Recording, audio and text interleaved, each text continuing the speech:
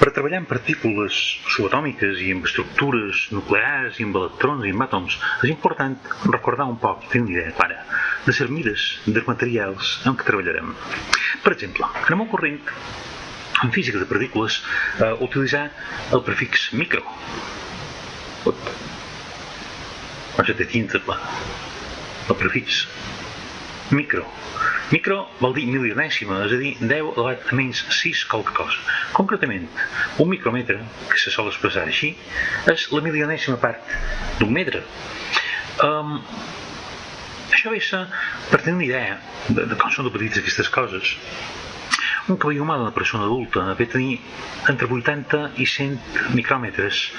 Un poc més gruixat si és d'un home, arriben a 100, les de les dones adultes arriben, si no fan a 90. Però comptem que un cabell normal és 80 vegades més gros que un micròmetre. Això dona una idea de la petitor d'aquesta mida. Quan treballem en circuits electrònics, parlam de nanotecnologia.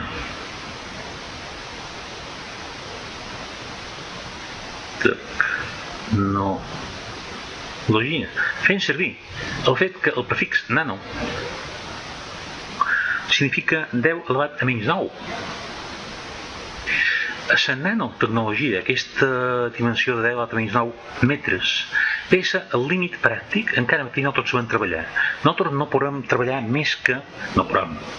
en general, no podem treballar més enllà d'una milionèsima part de metre, que les mides concretes que solen tenir aquests circuits, amb valors en distàncies més petites que això, habitualment, en aquest moment, en l'estat actual de la tècnica, no hi podem treballar. I arribant un poc més avall en els àtoms, hem de comptar que hi ha una mesura, una unitat que s'anomena Armstrong, se representa així, amb un 0 damunt, que és 10 elevat a menys 10 metres, que ja ens dona la mida dels àtoms. És a dir, si fa o no fa, un àtom normal, corrent, ve a tenir un radi d'un Armstrong, 10 elevat a menys 10 metres, que és 10 vegades més petit encara que aquest límit inferior que hem dit, en què la nostra tecnologia pot treballar. Això ens dona una idea de com és de petit aquest món dels àtoms i com és de difícil de manipular. Hem de comptar que si bé l'àtom té un radi de pes, un Armstrong, el seu nucli és molt més petit. El nucli d'un àtom, aquesta part interior, això, ve a ser de 10 elevat a menys 14 metres. És a dir, 10.000 vegades més petit que un àtom. Llavors, un àtom ve a ser com un espai pràcticament buit, amb els electrons que són minúsculs. Recordem que un electró normal és una 1870 vegades més petita que un protó, un electró. I amb uns electrons que són molt més petits que els protons, fem voltes a 10.000 vegades a distància del nucli. Un àtom, de fet, és pràcticament una cosa buida. Fent una proporció, podríem dir que un àtom en qüestió de mida, és una poma, com una poma és a la Terra sencera, a la Terra sencera. Això és molt. Realment un àtom és un gran espai buit en què la crosta i el nucli estan aferrats per atracció electrostàtica. Si nosaltres col·locàssim un gra de rem enmig d'un camp de futbol, els electrons serien unes miquetes de no res, petitíssimes, molt més petites d'un mil·límetre, col·locats, si fa no fa, en els seients més allunyats del centre del camp.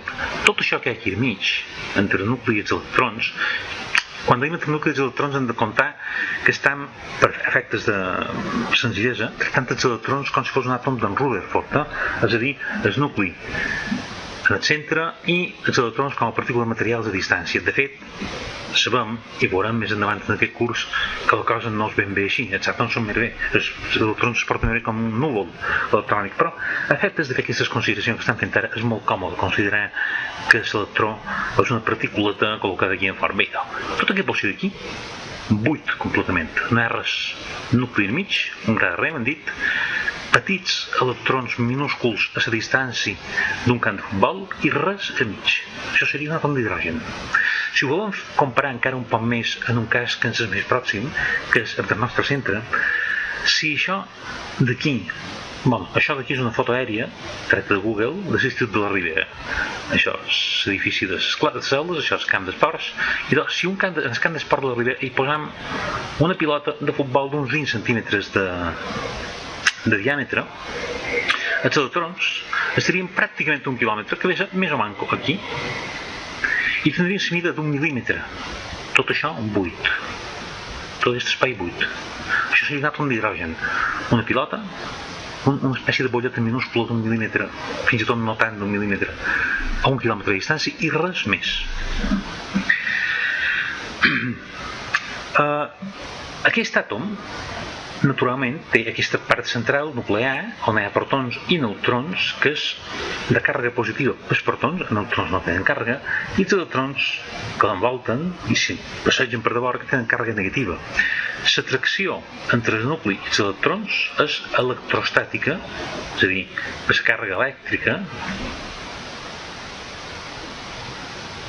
i aquesta atracció entre càrregues positives del nucli i negatives de la crosta és el que impedeix que els electrons se'n vagin dels protons i l'àtom es desfaci. És clar que els electrons no poden anar dels protons, poden anar quan les condicions ho permeten, per exemple per una temperatura molt alta, un 10.000 graus, i els electrons se'n van. Sobretot els de fora, que són els que estan més feblement aferrats. Després els de la crosta més propera del nucli, i el darrere de tots, els que costa més llevar, com els lògics, són els que estan més pròxims del nucli. També se'n poden anar per una reacció química, com veurem més endavant en aquest curs i com tothom sap en aquestes alçades. Convé fer una petita mirada en general, encara que llavors això es veurà en més detall, com és realment el nucli d'un àtom.